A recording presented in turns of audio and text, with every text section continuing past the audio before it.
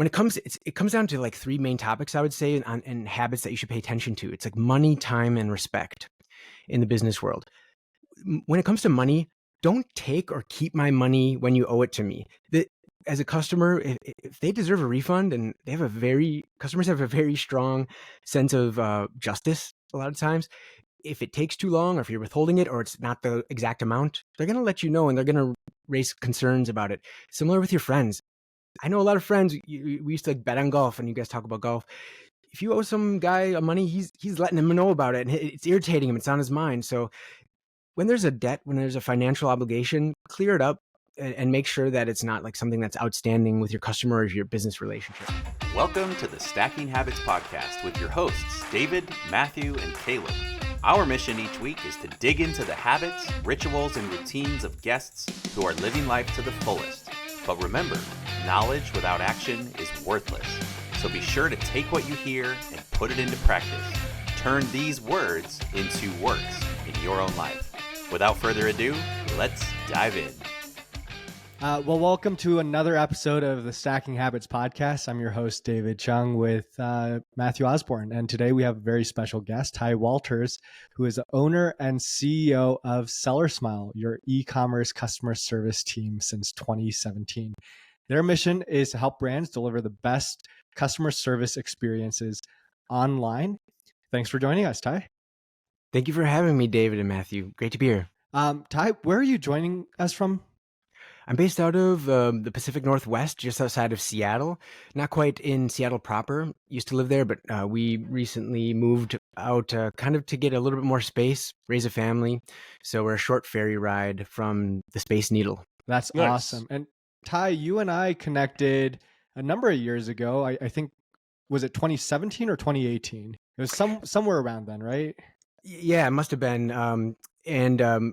I think it was 2017, and we were attending the same conference, Rocky Mountain Reseller Conference. I don't believe it's going on anymore, but yeah, we had this encounter, and like, what an example of relationships, right? We must have talked, I don't know, for 5-10 minutes, not long, but we've maintained like a light contact since then, and here we are today, based off of that once encounter or that first time meeting. So.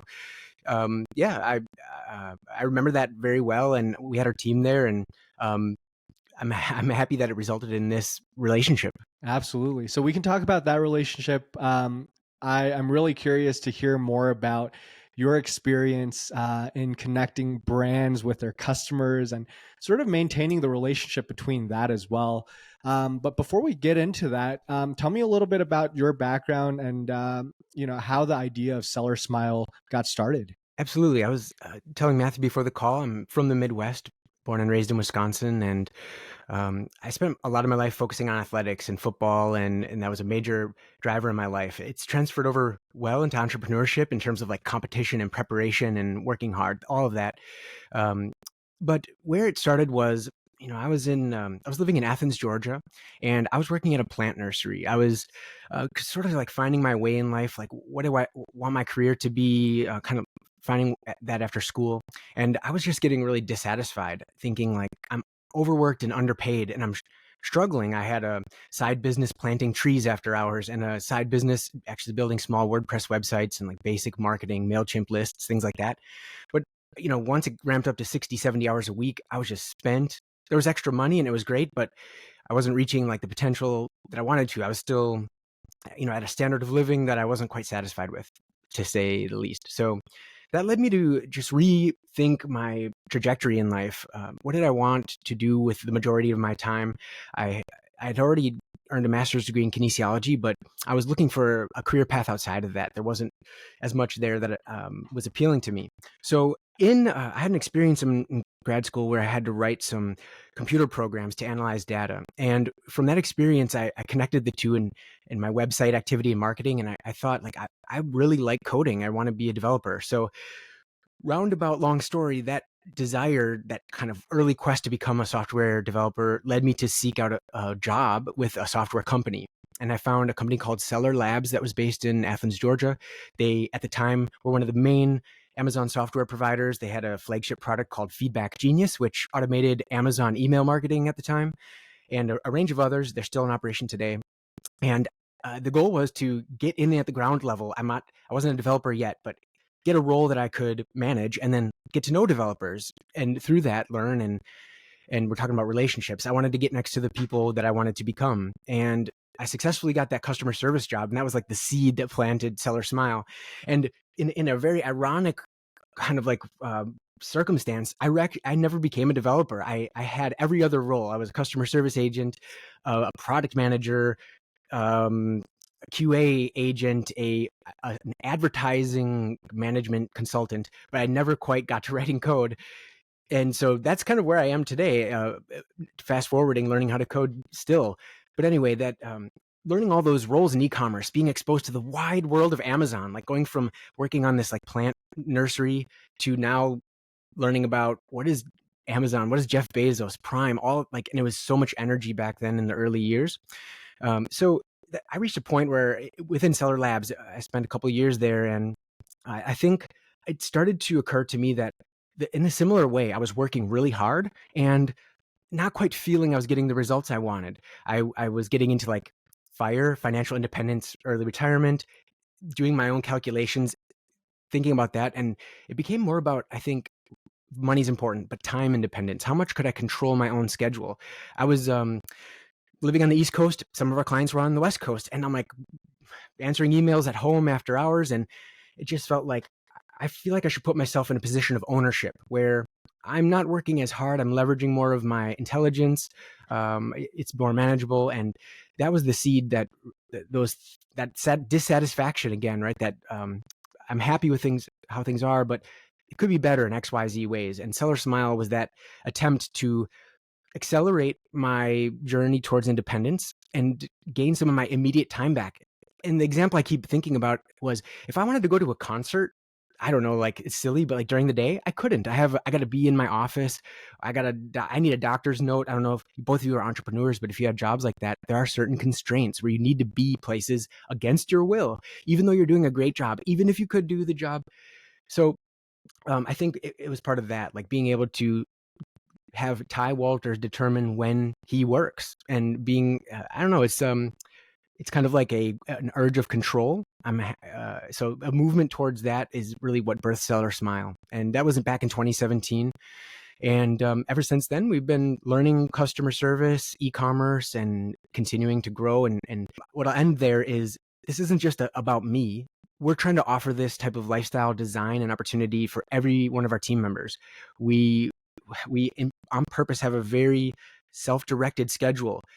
We on purpose let you pursue other opportunities and support you in your goals. So all of our team members are given the opportunity that I was seeking originally, like time freedom, choice freedom, things like that, where we can all live double lives, right? You can have a family and a business and an income too, or you can have a hobby and an income too, things like that. Walk me through some of the emotions that you were feeling when you decided to start your own business, because for many people, that's quite daunting to leave a stable source of income and jump into the world of entrepreneurship. Thank you for that question. It was daunting in many ways.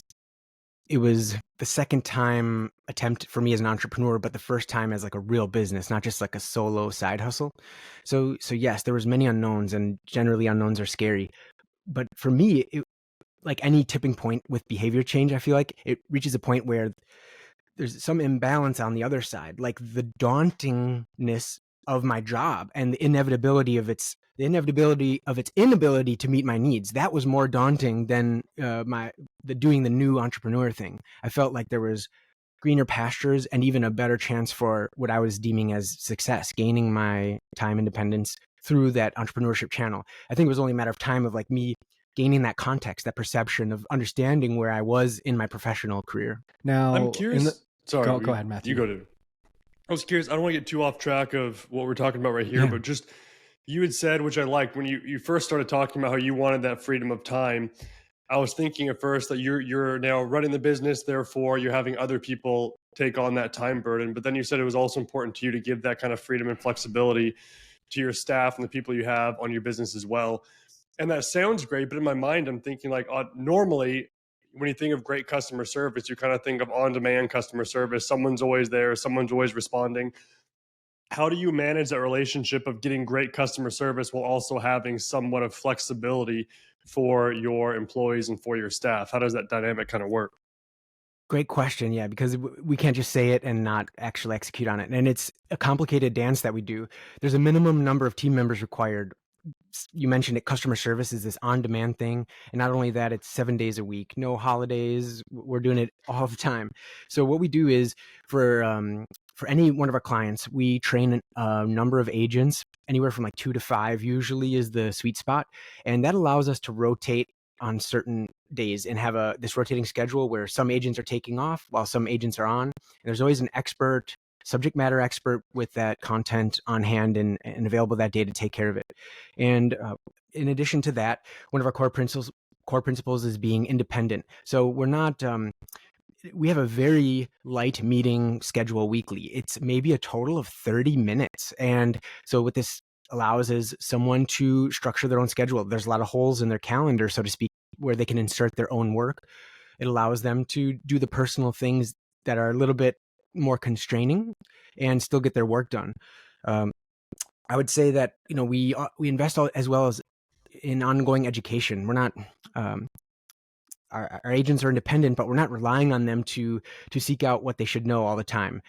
As a team, we're identifying the holes in our knowledge. Like just recently, for instance, we realized that we didn't understand a certain feature in ShipStation. So we're bringing that education to everyone, and it's allowing them to stay independent because they don't need to discover that, realize it, learn how to fix it. We're serving it on a platter, and they can continue their daily routine. So on top of all that rotating schedule, that weekly cadence, we have a very generous, we'll say like paid time away policy for certain life events or just certain events. We're very aware that burnout is a real thing, especially in customer service. And sometimes it's just too much. So we cross-train individuals, and we have a whole protocol for when someone was unexpectedly out. We expected them to be here today, short notice. What do? We cancel some meetings. We have this whole list of how we adjust. We reorganize our whole group schedule to fill in the gap. And it allows that person to have that freedom that when they need it. That's pretty amazing. So I guess now that we're on this topic, I guess I just want to jump into the habits and the cadences around brands maintaining a positive relationship with their customers. One of the things that I'm hearing a lot of right now is consistency, just being able to be there when the customer wants to interact with this brand. And it sounds like your work with SellerSmile involves a lot of dancing, you said, to make sure that you guys are available when the customer needs assistance. But what are some other habits around maintaining a positive relationship between a brand and their customers? There's a lot of them that came to mind, and I want to frame this thinking about your business relationships in how they can be similar or different to a friendship. And some of those habits that you keep with friendships are some of the same ones that you'll want to do with your customers or your clients. There's a lot of different business relationships, but specifically since we're a customer service agency, I'll talk like as if I'm talking about like sellers, e-commerce sellers, and the customers we serve, because we're touching both of those areas. So things like, when it comes down to like three main topics, I would say, and habits that you should pay attention to. It's like money, time, and respect in the business world. When it comes to money, don't take or keep my money when you owe it to me. As a customer, if they deserve a refund, and customers have a very strong sense of justice a lot of times. If it takes too long, or if you're withholding it, or it's not the exact amount, they're going to let you know, and they're going to raise concerns about it. Similar with your friends. I know a lot of friends, we used to like bet on golf, and you guys talk about golf. If you owe some guy money, he's letting him know about it, and it's irritating him. It's on his mind. So when there's a debt, when there's a financial obligation, clear it up and make sure that it's not like something that's outstanding with your customer or your business relationship. That's something that we pay special attention to. We like to issue refunds when they're warranted. And I'll give you an example. SellerSmile, one of our clients has a Shopify store, and within that, we're sometimes editing and working with their coupon codes.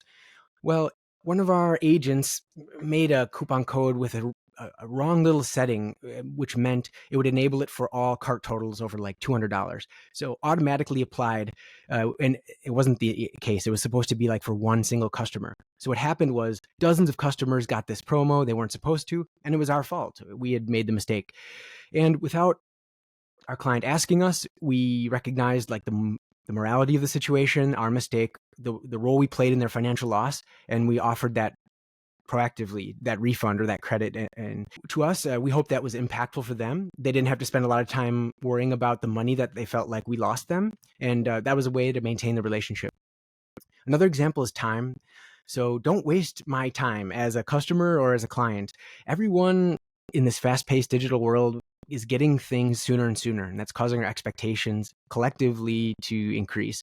We always blame Amazon for prime shipping and their instant customer service. That if you're an independent seller, that's what you're being compared to. So there's a lot of ways you can waste time, or time can be wasted. Waiting too long to reply to your customers is the number one. Letting a backlog build up, not being proactive when things about their order or shipment have changed, things like that. And David, you mentioned it, customer service is on demand. So as a business owner or a customer service professional, the more on demand you can get, the lower your response times, that's going to be the better. The customers, your clients are waiting less. And it feels so good to get a surprisingly fast response, or even instantly. We talk a lot about the importance of self-help systems like FAQs, knowledge bases, self-managed return portals, things where the person can get from point A to point B much quicker. And then the third one we talk about, a habit to maintain, is respect. Being respectful is a good advice in general, but in the business world, this looks like don't make the same mistakes carelessly. A lot of clients and customers are okay if you own it, but if you keep doing the same thing that's irritating them, that's going to draw awareness. And we've noticed that. And sometimes SellerSmile agents there's so many ways to not send the right response or not issue the correct resolution to the customer. And if our client is overseeing that and they take notice, they lose a lot of trust in us that we're able to perform the job that we say we can. So we like to learn once from our mistakes, try to bake that as solidly as we can into our processes to prevent ourselves from making that mistake. There's other things that come with respect. Don't lie to me. There are deception schemes out there, but your friends want to know the authentic truth. Your customers do too. So don't be afraid. Say the hard thing that needs to be said. I'm sorry, your order is delayed. I'm sorry, it's sold out. We can't fulfill this. But have a protocol when you need to deliver the hard truth to make it whole, to make them know that you're respecting them. So I'd say like those main categories, we could dive deeper into those, but money, time, and respect just seem to be the touch points that are the touchiest when it comes to like getting really positive results or really negative ones. You seem to have a really systemized approach to your business and all of these kind of procedures and the way you're running it. Have you always been a more systemized person in your own personal life, and is something that's carried forward into your business, or is it something that you weren't good at before and you kind of realized that and then you brought that into the business sphere as you've developed personally in that area? Yeah, I think personally, I feel like I've developed more of a systematic approach over time. There's a lot of good entrepreneurial books and advice that preach on the vitality of systems. Without them, I feel like I'm back in that solo, struggling, single entrepreneur stage where I'm my time for money, exchanging that in like kind of like low level operations. One thing that comes to mind is The Lean Startup by Eric Ries is a book that's heavily referenced, especially in like SaaS culture. And I was introduced to that probably at the peak of its when it came out. And that resonated so much with me because, as I recall, it's about applying the scientific methodology to startups and entrepreneurship, getting validated learning, using data to test your hypotheses. And that, from my science background in kinesiology, that all super resonated with me. It made me feel like I belonged, that skill set of being systems oriented in science, where you're following a method and a protocol. You're not necessarily designing things so much out of the box. So I guess like to answer your question, when I read that, it clicked and I became more scientific in my approach. The main thing that science that I remember from science is like your method, your experiment should be documented so well that another lab in another state, whatever, could follow it and get the same result. So talk about systems approaches, that's what we do in our SOPs at SellerSmile when we're documenting a protocol, how we should behave, how we should perform. There's video examples, there's links, there's descriptive text, anything we can do to make sure that the result we're getting for is like actually gotten. I like that. That's really good. There seems to be quite an overlap in, different brands and their relationships with their customers in terms of the three things that you mentioned, and time, money, and respect. You mentioned some core principles and core values, such as like, tell the truth, be honest.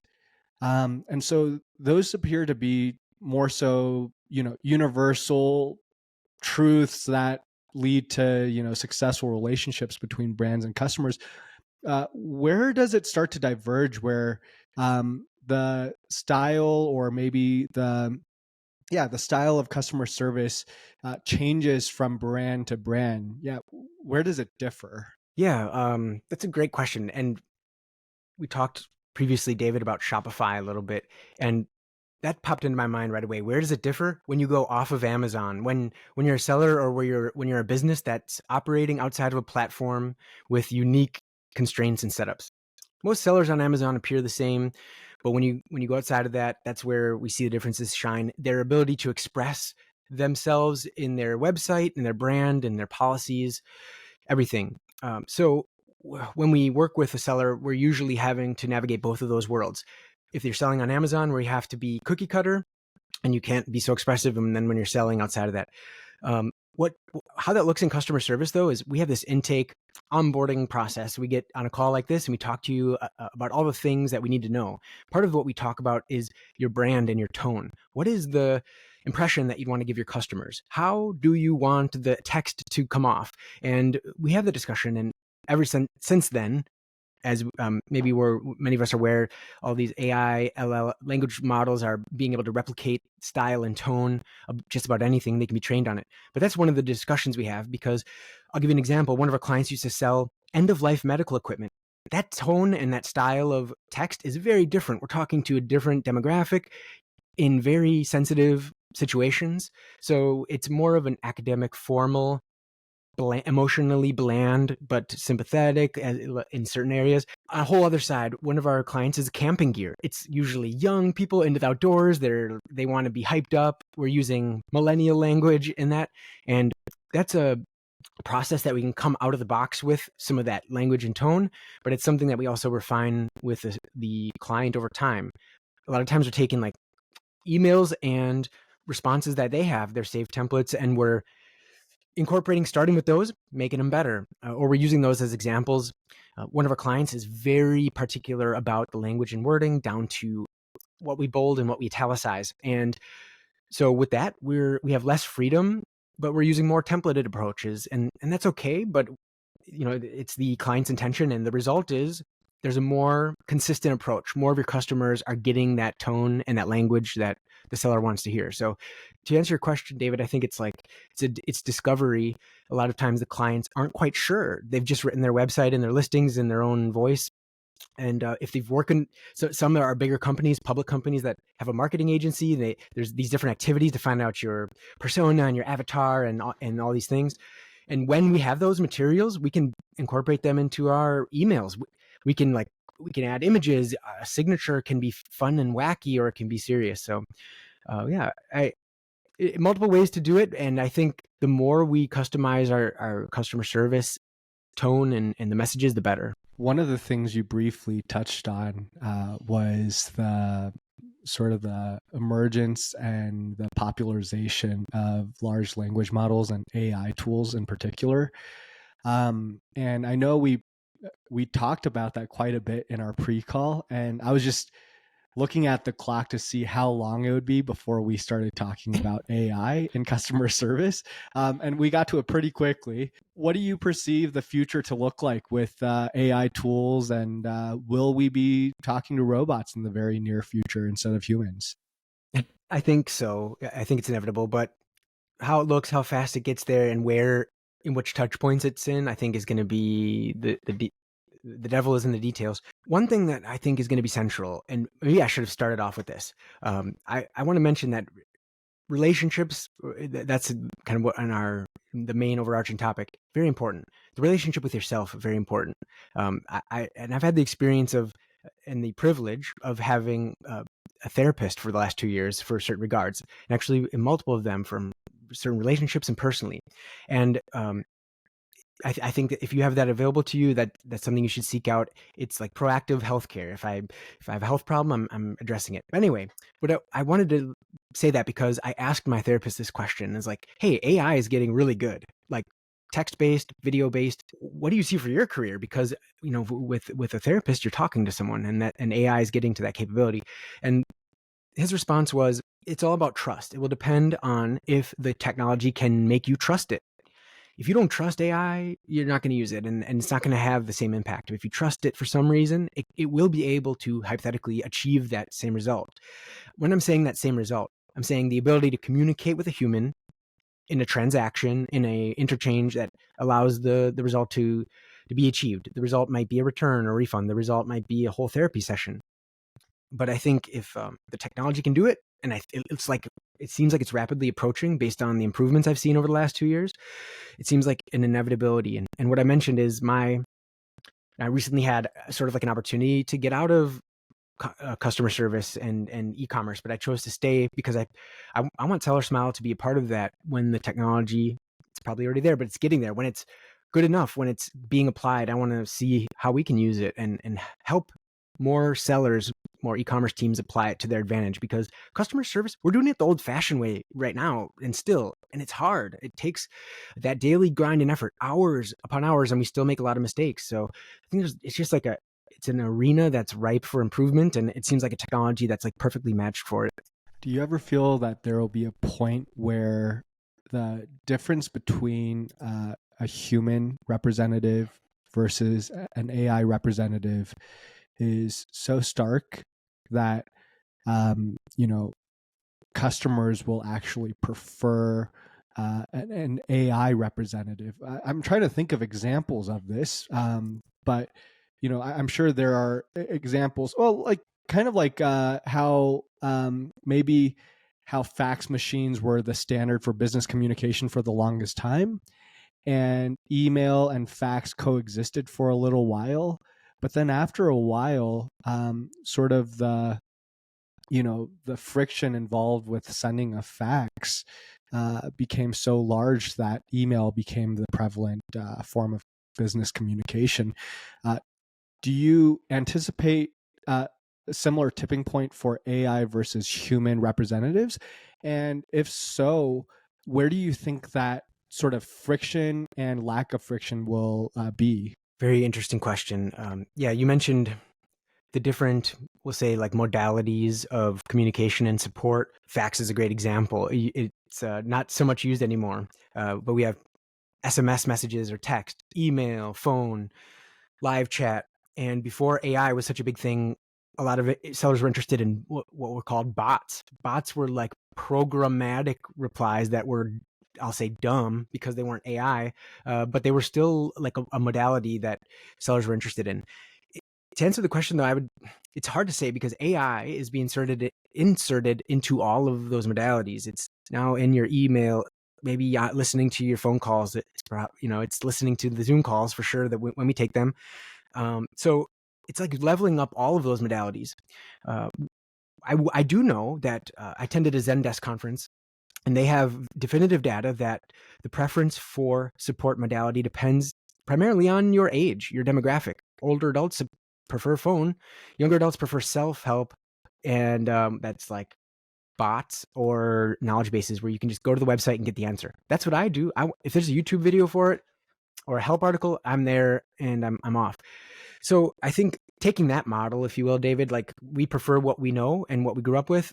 In 5 or 10 years, if there's an AI modality versus those, it seems like it followed that pattern. It would be preferred by the younger generation. But if it's in everything, we might just like kind of all benefit from it inherently based on how it's woven into the system. We use Help Scout as our CRM, and there's already AI enabled features in there.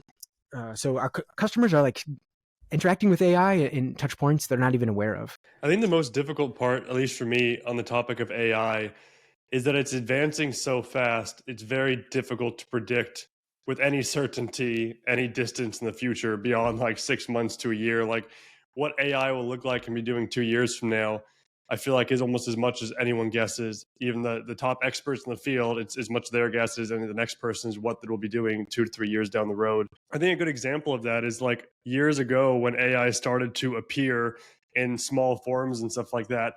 The Everyone thought, hey, it's going to take over the scientific type things first, the data things first. It'll never be able to do art. It'll never be able to do the creative things because you need a human mind to do that.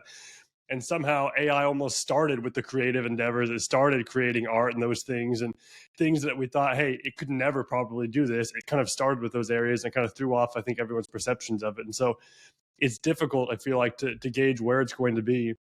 But there is an interview with Lex Friedman did with Jeff Bezos. Have you guys seen that interview in its entirety at all or heard about it? Lex Friedman and Jeff Bezos interview? No. I've seen very small clips of it. Okay, yeah. One of the things Jeff Bezos talked about in there that I thought was really profound is they kind of had this talk about technology and where it's going and how do you know how to focus an organization as large as Amazon. And he said for any organization, he said even small ones, Jeff said that people need to focus on what will customers always want regardless of technology, regardless of that. And he said customers are always going to want lower prices. He said he can't see a time in the future where customers are going to be, hey, I wish I would have paid more for this, right? They always want lower prices.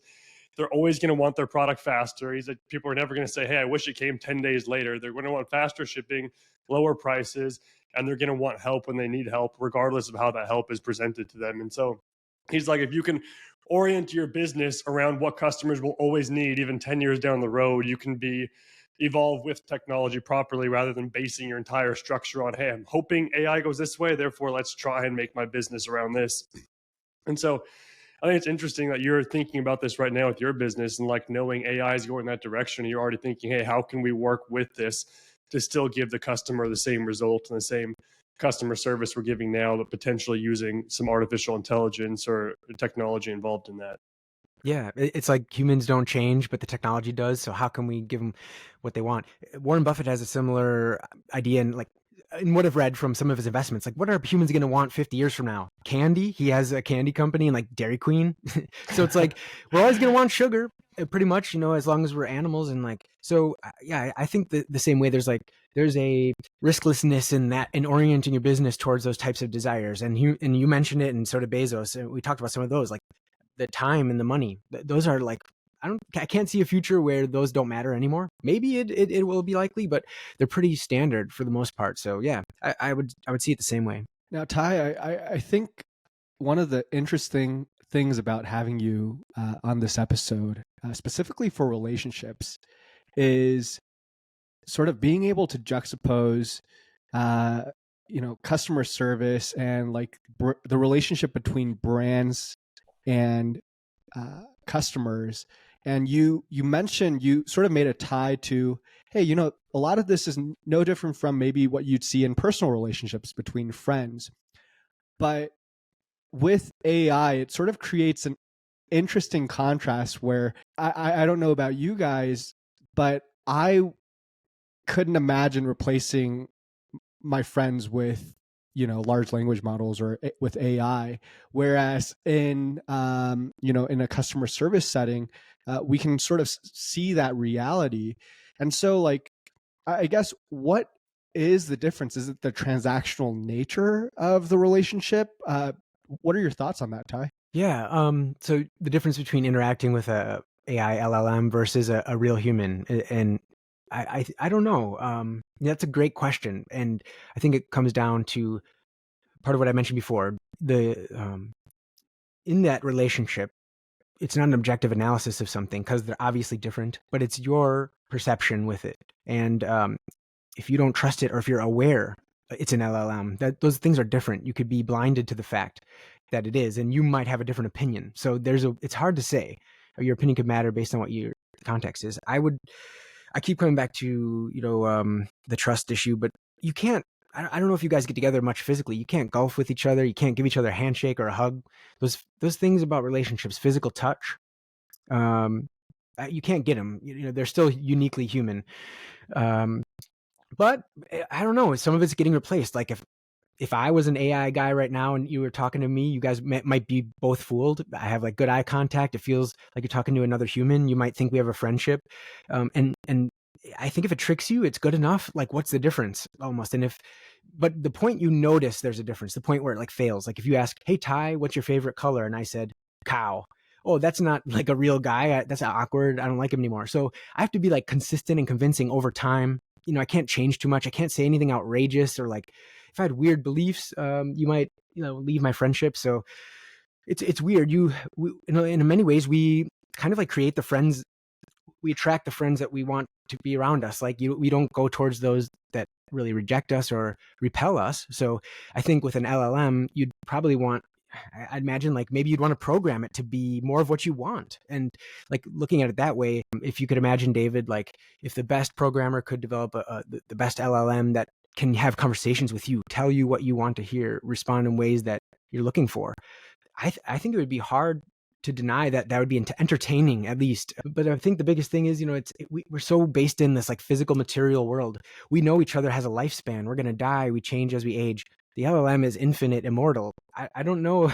It's like, talking to this like God in the mountains. I don't know if you can relate to something like that that doesn't have the same experiences. They can't become parents, right? They can't have a failing business or a successful business. They can mimic responses of what it knows humans like to hear in those situations. But I think there's a difference knowing that, I don't know, that like empathy or that I've heard of mirror neurons, like that there's like a compulsive reaction of another physical body to react to you. And knowing that reaction happens is magic. And I don't know. I'm more old school. I think that's like something that'll be hard to replace. Well, I think there's even like we've seen, aside from technology, as far as like large language models, people still have an allure to handmade items and handmade products versus a product made by a machine. It's not the same as AI, but there's still that sense of, hey, I'm getting this flip flop that was hand leather done by a person. It was made in a shop. You feel some type of connection to that, even though there's going to be flaws in that a machine probably wouldn't have made. We still want that human connection and knowing, hey, this was made by a person sitting down, putting in their own hours, time, and effort for me to have this item right here. And even though it might not be as pristine as the one made by the machine, we still have an allure to that oftentimes. And so I feel like you said, we can never completely replace that human interaction thing. And I really think as time goes on, there will be almost like a stamp that we'll need of like, hey, this was actually done by a human. It was actually written by a human, or this was said by a human versus an AI, because we'll be drawn to that. I know you guys probably already experienced this. AI, and people use ChatGPT all the time. You'll read something and you'll kind of question, hey, this kind of sounds almost like something ChatGPT made. And you almost want to dismiss it. Even though it's not wrong, you almost somewhat want to dismiss it in your mind because you're like, hey, David, we had this conversation in our Slack channel a while ago, how Caleb put a few different thoughts in there. And you and I both thought he was like putting outputs from ChatGPT in there. We didn't think much of it. He's like, no, guys, I like took a whole day and wrote like 3 pages of thoughts for you guys. Like, oh, that was actually you writing all that. Okay, let's go back and read that and give it more thought. Because we see human interaction different than AI interaction, even if it's accurate. I just don't perceive it the same as David actually taking an hour of his day, writing out a page of thoughts for me and giving it to me. It's something different about that, and it's tangible. So Matthew, real quick. So I think that you bring up an interesting point with that. And I actually have somewhat of an opposing view. Yeah, I actually think that, what humans want, what society wants, it's cyclical and it's based on a sense of novelty and what's, massively available to us. Meaning, yeah, our artisanal crafts and goods are popular right now, but I would argue and say it's because of the last 2 decades of mass-produced, factory-made goods. Because if you think before that, why did everyone want mass-produced factory goods? Is because you got consistent quality at a low, affordable price, and you knew what you were going to get. In physical goods, I think there's definitely a cycle, where, there are periods of time where people want more handcrafted goods because, again, it's more of a signal to other people, maybe of your your ability to spot trends or like of status. But I think what's really interesting is in communication. We talked about how Caleb posted a 3-page exposition of his thoughts, right? And we brushed it off because we thought it was generated by ChatGPT.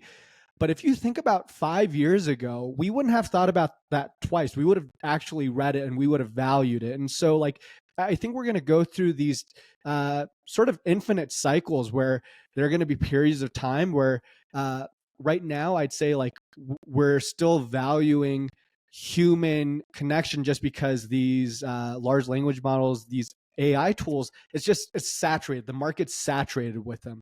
But as we start getting really, really good models that I hate to use the word novelty, but it's just so different from the rest of the pack, that's going to be the style of communication or the modality that people desire. And then of course, as that becomes popular and as that becomes a standard, maybe we'll switch to a different type of communication or different language model or what have you.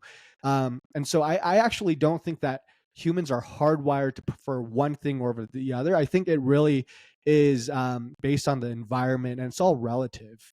What are your guys' thoughts on that? Yeah, go ahead, Matthew. I was curious what your thoughts are, Ty. I don't know. I've got to think about that. Yeah.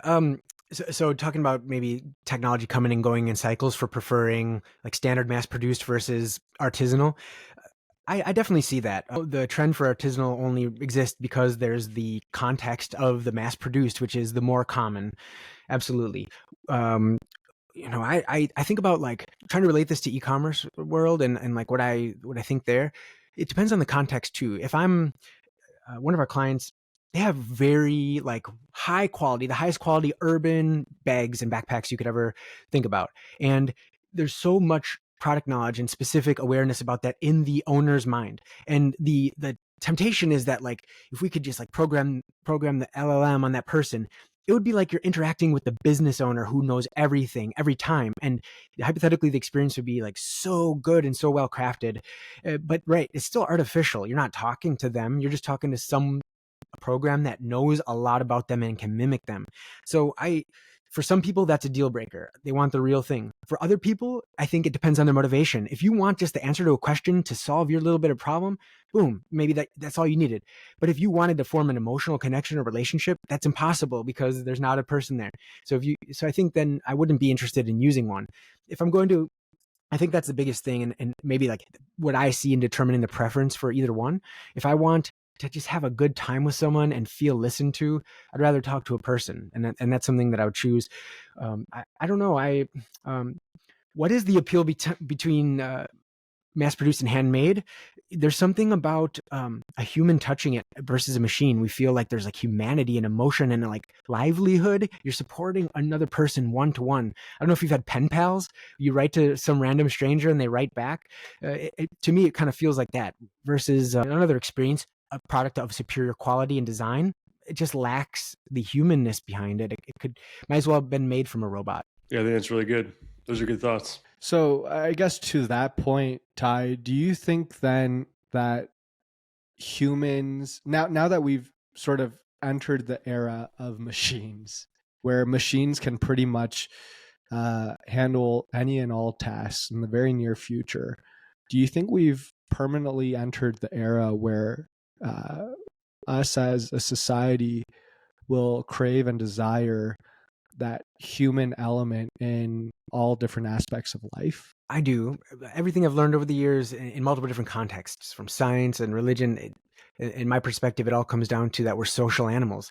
I'm an introvert, INTP or INTJ, I vacillate, but I'm always introverted. My energy is drained in social situations.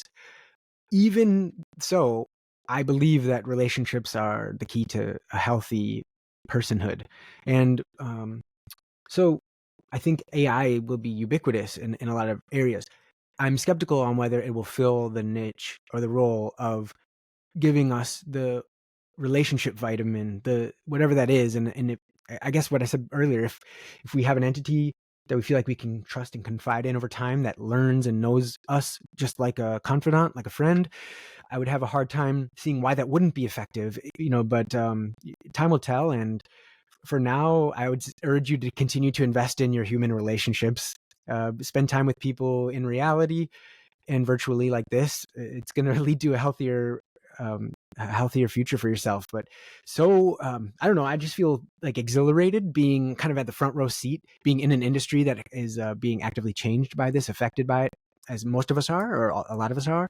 And I'm ready. I'm exhilarated. I see it, that opportunity. I want to kind of like ride the wave as it comes. I just get the feeling that David's trying to replace our relationship with AI is what he's really getting at here. Would that be more convenient, David, if you could talk to him anytime and he said what you wanted back? Or would you want I was actually just thinking about it. It's funny you bring it up because one of the things that I see as a difference between human relationships and my relationship with ChatGPT is that the ChatGPT will always give me what I ask for. If I put in an input, it will give me the output that best matches what it thinks that I want.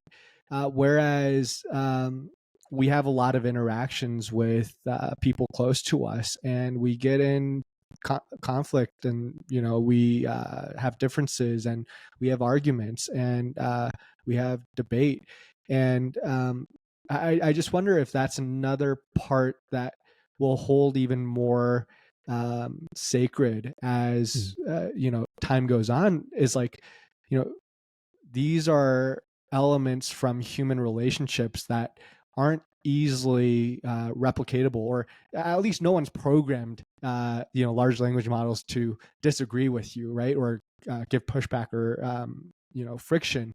Mm-hmm. But I just wonder if that's going to be one of the things that we start to cherish more. If we have time, I can speak to that. A perfect segue. 7 years of customer service or more than that, one thing that I've noticed is in this conflict that you're referring to, in this disagreement where there's a problem, there's a mistake, there's someone who's frustrated, it's not always bad. It's bad right away, but it's almost like creates a better environment, a better setting to win over a more passionate relationship in a customer.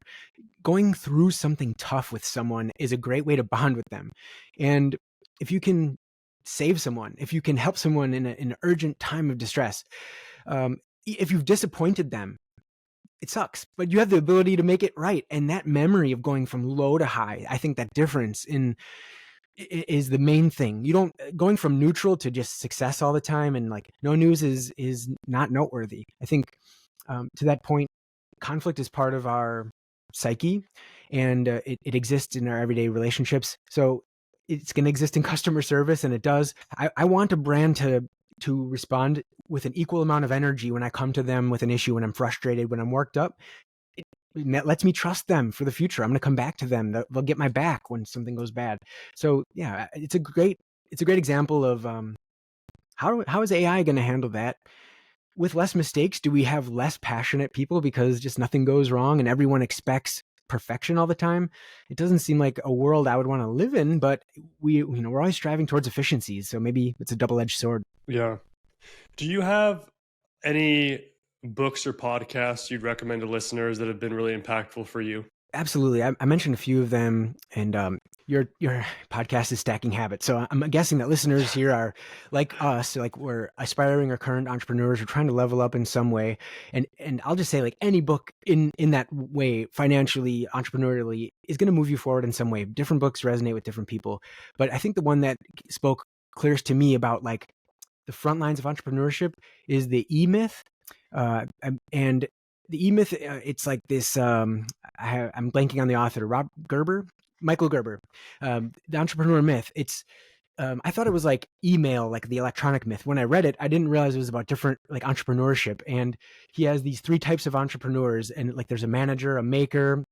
There's a different one if you're living in the past, present, or future. That opened my eyes to, whoa, like I might have got into entrepreneurship for the wrong reason, or did I? It made me question all of these assumptions I made in my own orientation in entrepreneurship, who I was, and not only that, but what I wanted to be. The book is about like doing it right, doing it better, and like creating a business that can last long. So if you're into entrepreneurship, you're doing something, the E-Myth is going to be, I think, a vital read to set you up your own self-awareness as a business owner. I love that book too.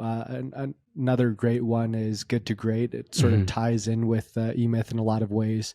Tygh, as we start winding this conversation down, we talked about some really interesting topics, and we talked a little bit about the future, maybe a lot about the future of customer service and relationships. If people want to connect with you or SellerSmile, what's the best way for them to do so? Yeah, you can go to sellersmile.com. It's our website.